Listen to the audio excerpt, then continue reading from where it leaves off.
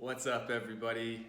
Corbin here, your everyday wannabe DIYer, and in today's video we are in my boring kitchen. Very white, huh? What do you think? It needs something to break up all the white.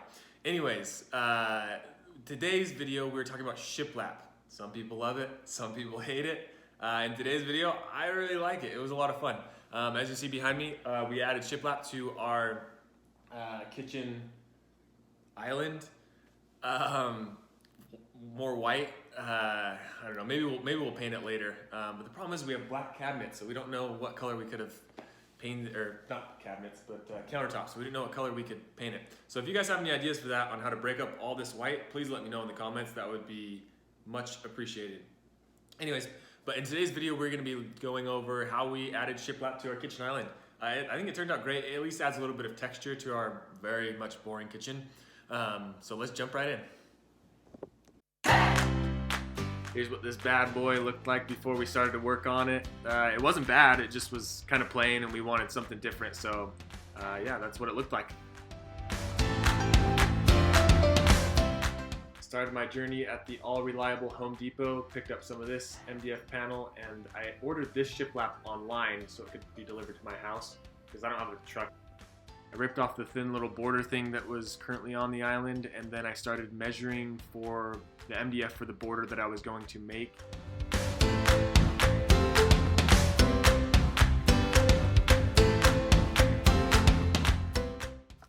To secure the MDF to the island, I did use liquid nails. Here I'm just measuring out, making sure everything lines up perfectly for this corner. I just took two of the MDF panels and basically lined them up together.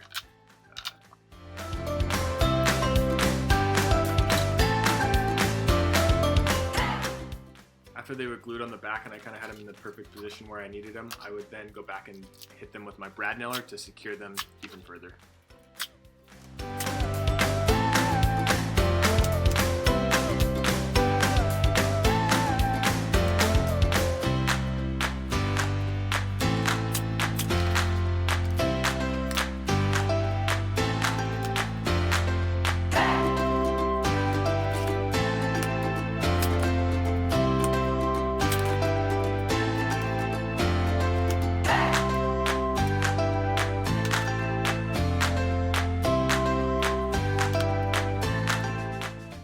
To get around this little corner edge that I had, I did have to cut out a part of the shiplap. I used a speed square to quickly map out where exactly the cuts had to go. And then I took it over to my jigsaw, clamped it down, and made the cuts to go around it.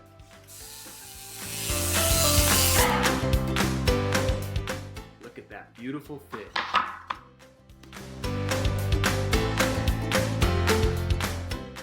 After I cut out that piece with the jigsaw, the rest was really easy. I believe it was 23 inches across that I just cut all the rest of the shiplap pieces to fit the wall.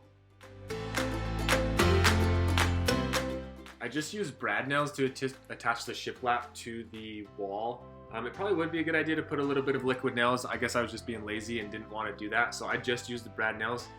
When you are using the brad nailer, make sure that the length of the actual nail itself does not go through your cabinets.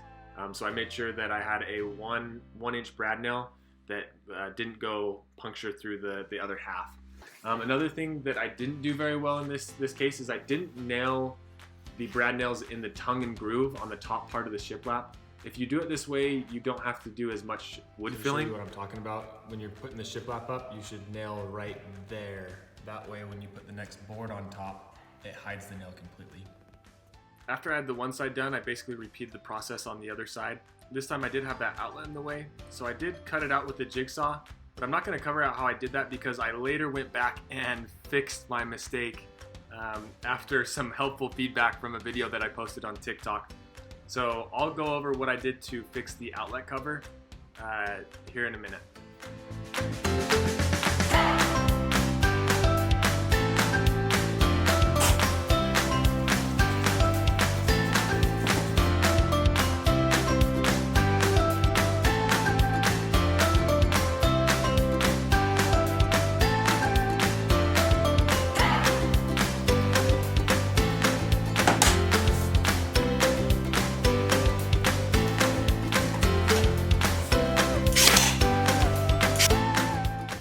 next part, I did enlist the help of my wife.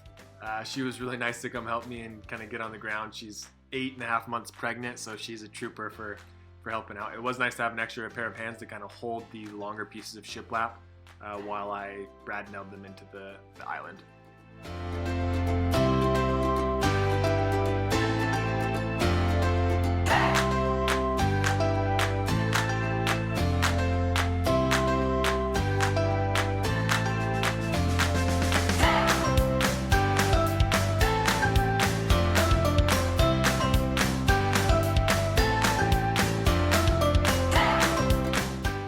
Now let's go back to how I fixed that outlet. So this is what the outlet looked like the first time, and here's what I should have done from the beginning, is remove the outlet and flip it just like you see here, and install it vertically instead of horizontally. So here I am removing that MDF board that had the original cut on it so that I can put just a regular board that does not have any cuts to fill that hole in the outlet that I had.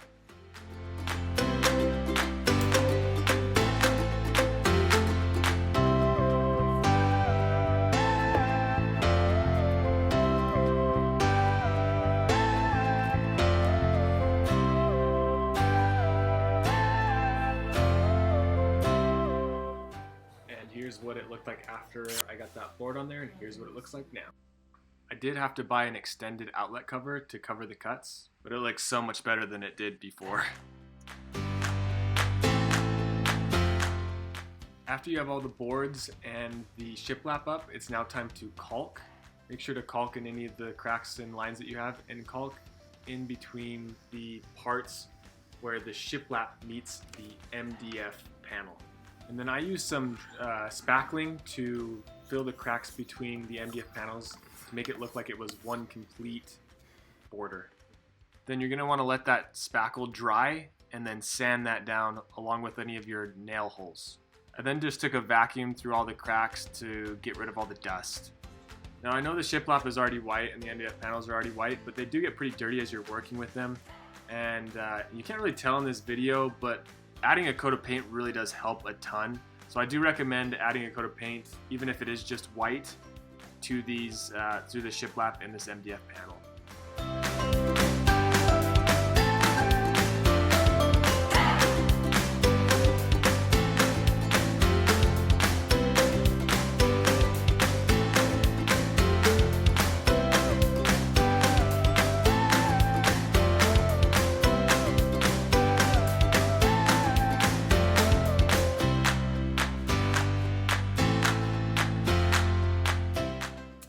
There you have it. We did it. We added shiplap to our kitchen island, the ultimate DIY thing, adding shiplap everywhere.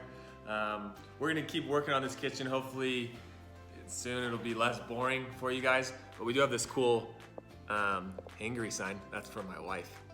Hangry, it defines what hangry is. If you don't know, look it up, but don't tell her I said that. So yeah, see you guys next time. Don't forget to like and subscribe if you want some more very amateur DIY stuff. I'm having fun. If you guys are having fun, let's keep doing this.